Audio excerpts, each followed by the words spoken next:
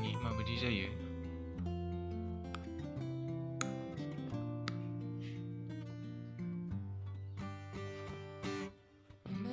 बेगरा ओंखारबाय। थाइसेयाव बिसोरो 60 थाखाफोरनि फानो, सोरबाबा 50 थाखानि फानो। खिन्थु जोङो बेखौ बेबायदि फानोबा जोङो बारा फैसा मोना। बेखौ फुलि बानायनानै फानोब्ला थाइसे फिथाइयाव जों 30 टा गाहाम बेगर मोनो। बे 30 टा बेगरखौ जों फुलि बानायोब्ला गैयाब्लाबो फांसे फुलियाव जों 50 थाखा मोनोब्ला 30 टा बेगराव नोंथांमोना साननानै नायदो बेसेबां फैसा मोनो। अब्ला जोङो बेखौ जों फुलि खालामनानै नायनि। साननानै नायनि र' खैथा बेगरा गरबेसे दं।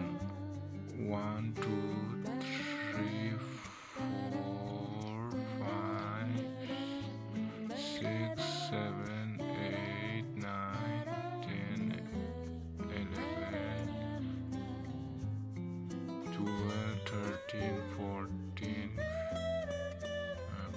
14 माखासे गाज्रिबो दं।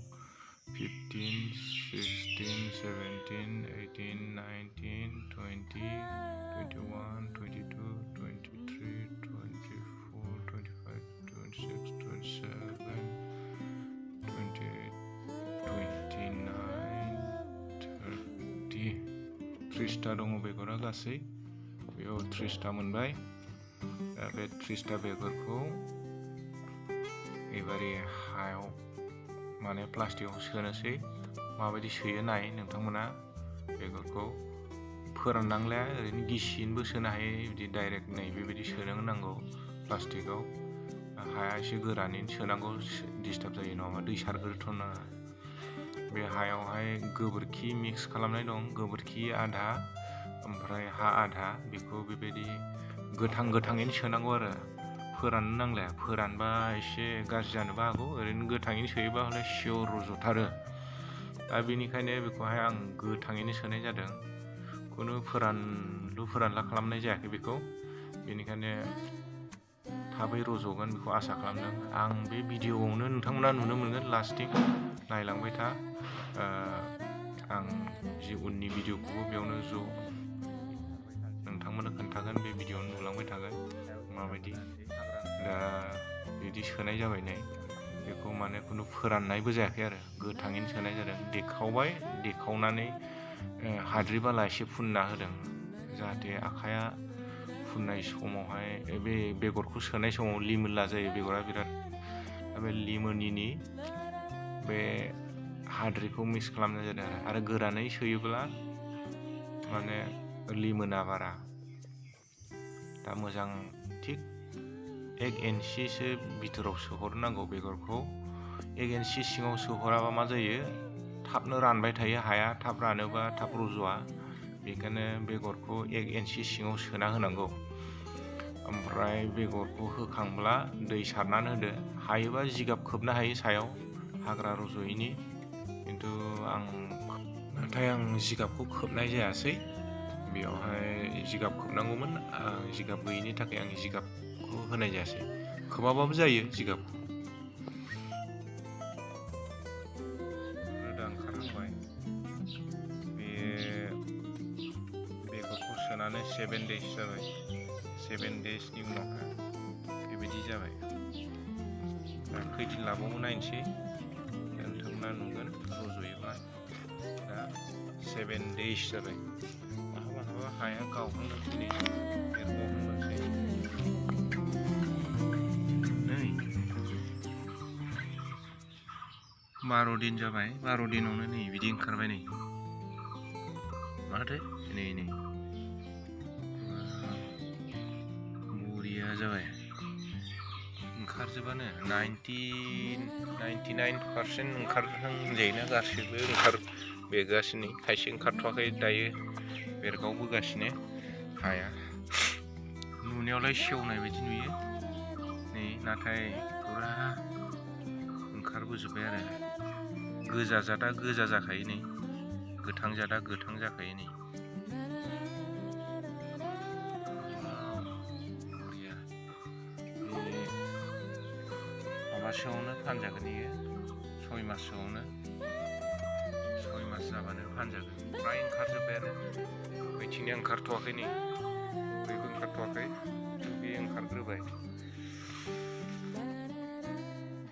फै लोगोफोर, दायो आं नोंथांमोननो खोन्थानि बे चक्लेट फुलि रज'नायनि स्टेप बाय स्टेप। नोंथांमोना नायलांदो, माबायदि आं खोन्थालांबाय थानि स्टेप बाय स्टेप माबायदि जायो रज'खांनायनि उनावहाय, गाजा बेरनायनि उनाव।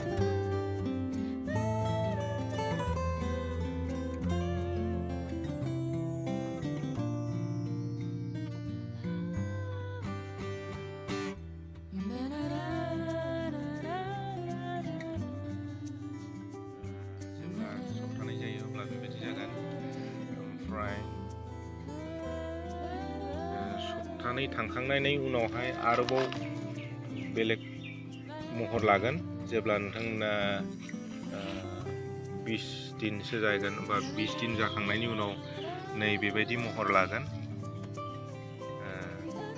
20 दिननि उनावहाय जेब्ला 22 दिनसो जायो अब्ला 22 दिननि उनावहाय नै बेबायदि महर लागोन। खिन्थु नोंथांमोना साननो नाङा बे सेवबाय, गेसाव बायदि नुयो, नै रज'नायाव सेवनाय बायदि नुयो, खिन्थु सेवा आरो सेवनाय बायदि नुयो बेगर ओंखारजेननायखौ बे 20-22 दिननि फुलियाव। ओमफ्राय नोंथांमोना बिदि जायोबा माबा होनांगौ, मुलि एसे होनांगौ, जाहाथे दंफाङा सेवा। गुदियाव फांगिसाइड होनांगौ, साफोरखौ होनो हायो, साफ होबाबो जायो। बिनि उनावहाय जेब्ला दंफाङा 25 दिनसो जायो, 25 दिनसो जायोब्ला नै बेबायदि महर ओंखारबोगोन, बिलाइ गोरलै ओंखारगोन, नै बेबायदि। अब्ला बेबायदि ओंखारोब्ला एम्फौनि एसे सारना होजायो, जिखुनु मुलि, नङाबा बे बिजौखौ अरस'यो। आंनियावबो माखासे अरस'नाय दङ, नै बेबायदि बिजौखौ जाना होयो। बे बिजौ जाबाथाय आरो खामानि गैला बियो, खारन बेयाव फेंखा ओंखारनो आरो मेगन गैला। बिनि गांखंनि गोजौ गाहायाव गुदियाव अरना होबाथाय बे जाला। दा बेनिखायनो बेखौबो एसे साबधान थानाया मोजां। जेब्ला आरोबाव 26-27 दिन जायो अब्ला नै बेबायदि महर फैगोन, बिलाइया गांथामसो जागोन। बेनि उनाव जेब्ला मास मोनसेनि 28-29 दिनावहाय नै बिदि जायो। ओमफ्राय आरो बिनि उनाव जेब्ला नोंथांमोना 30 days जागोन, नै बिदि जागोन 30 daysआव बिलाइया।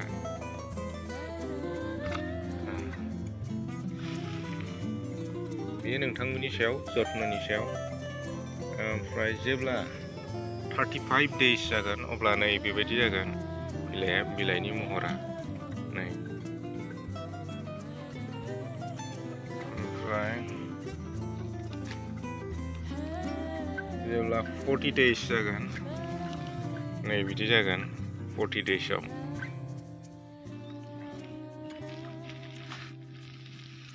जे 45 days जागोन अब्ला नोंथांमोना नुनो मोनगोन नै बेबायदि महराव फैगोन 45 दिनाव। ओमफ्राय नोंथांमोना बेखौ 3 माससो जाबानो बेयो फुलिया एसे गिदिर जानानै फैयो। आंना बे 3 मास जाजोबाखै, अब्लाबो आं बायोब्ला बे फुलिखौ फांसेयाव दायो 35निफ्राय 40 रुपिस लागोन आंखौ, बेखिनि फांसेयावहाय। बे गैयाबा माबा 6-7-8 इन्सि जाबाय बेयो, 1.5 मासाव, 1.5 मासावनो 8 इन्सि। अब्ला आं 1.5 मासाव बेसेबां थाखा होनानै बायनांगोन बेखौ नोंथांमोना साननानै नायदो। गैयाब्लाबो फांसे दं फुलियावनो आङो 30निफ्राय 40। ओमफ्राय जुदिसो बेखौ बोसोरसे जायोब्ला बियो 1.5 फुटसो गोजौ जागोन। 1.5 फुट गोजौ जायोब्ला आं 60 रुपिस up to 80 रुपिस फांसेयावनो मोनगोन आरो बे फुलिखौ। दा बेबायदि जोबोद गोरलैयैनो बे चक्लेट फुलिखौ बानायनो हायो आरो। दा नोंथांमोनाबो जुदिसो बे फुलिखौ बानायनो गोसोब्ला चक्लेट फिथाइखौहाय खाथि खालायावहाय खबर लानानै कालेक्सन खालामनो हागोन। मानो होनबा चक्लेट थाइसे फिथाइयावनो नोंथांमोना गैयाबाबो 35निफ्राय 40टा बेगर थायो।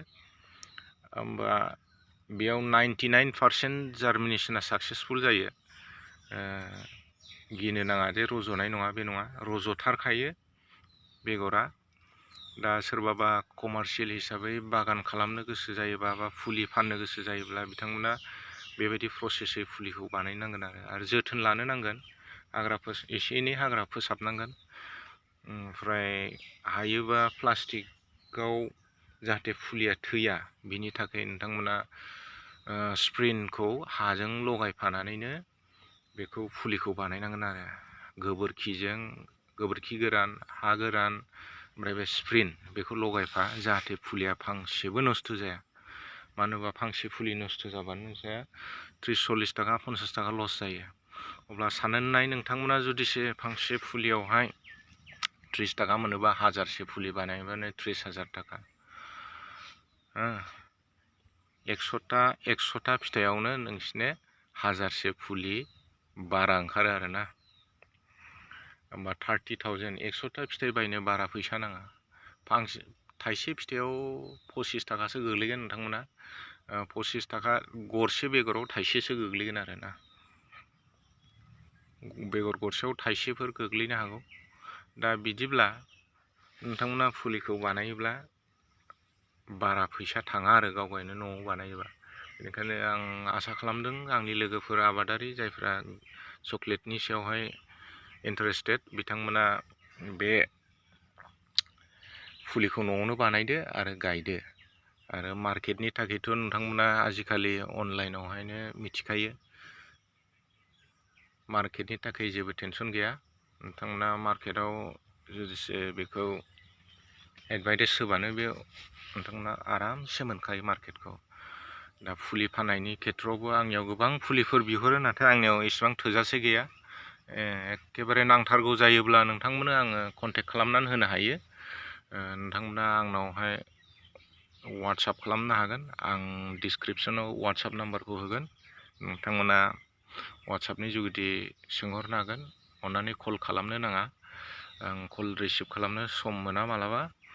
वाट्सआप खालामबा आं कमेन्टखौ नायनानै आं बेखौ हरफिननो हागोन।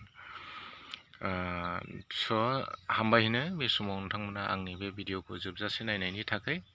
आरो नोंथांमोना जुदिसे आंनि चेनेलाव गोदानबा अन्नानै बे भिडिअखौ लाइक आरो साबस्क्राइब लोगोसे शेयारबो खालामगोन। गासैबो जेने जोंनि बर' माहारिफ्रा बे आबादनि जुगिदि गाव गावनि जिउ खुंनाय, न'खर खुंनायखौ जेन आरोबाव जौगाखां खालामनो हायो, आंनिफ्राय बेनो मिजिंथिनाय थाबाय। बे आबादखौ खुला हा नांलाया। सोरहाबा गय बारि दंबा गय बारि सिङावनो गायनो हायो, दंफां बारि दंबा दंफां बारि सिङावनो गायनो हायो। मानो होनबा बेयावहाय सायख्लुमावसो मोजांसिन जायो बे आबादा। थेंक इउ नायनायनि थाखाय। हामबायसै।